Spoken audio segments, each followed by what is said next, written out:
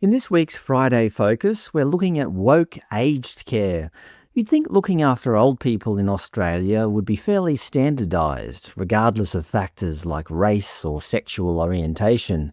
That is, if you're old, the same fundamental care applies because, you're human.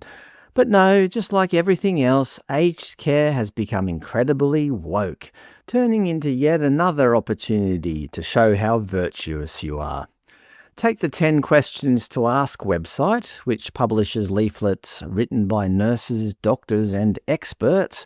One leaflet covers LGBTI needs in residential aged care. The very first question it tells you to ask a provider is there an LGBTI inclusion or diversity policy that addresses each of LGBT and I? Question 4 asks if events like IDAHOBIT, Mardi Gras or Intersex Awareness Day are celebrated at the facility. Question 7 even asks if they have GPs on hand who can prescribe hormones to support someone transitioning while in aged care. Because obviously, when Grandpa is 89 and needs help getting out of bed, her primary concern is whether the staff are throwing a Mardi Gras party. But the leaflets that take the cake are the ones targeting Aboriginal people. There's a whole bunch of them, though I'm pretty sure it's just the exact same leaflet translated into several different Aboriginal languages. I'd love to know how many people actually speak these specific languages, and of those who do, how many can actually read them. After all, weren't these purely oral languages? What's the real utility of translating them into written English script, except perhaps to give a translator a job? Anyway, for the purposes of this video, we'll stick to the English one. And what vital questions does this leaflet advise you to ask? Well, questions 1 and 2 ask how many Aboriginal people live and work there already, because who doesn't check into a hotel by first asking for a demographic breakdown of the guests?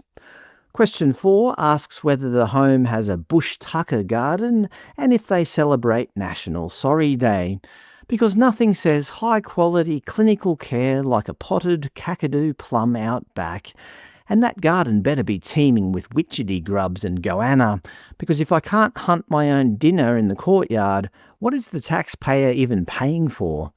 Question 6 suggests checking if the facility has removed religious symbolism from display, replacing it with cultural artwork, an Indigenous flag, and a statement acknowledging country. Because when you're entering full-time care, the priority isn't the nurse-to-patient ratio, it's making sure they've taken down the cross and put up the right flag. Meanwhile, question 7 reminds you to check if family and friends are allowed to visit and whether there's space outdoors to sit and chat. Because until this leaflet came along, standard nursing homes were famous for locking the doors and banning family members from visiting.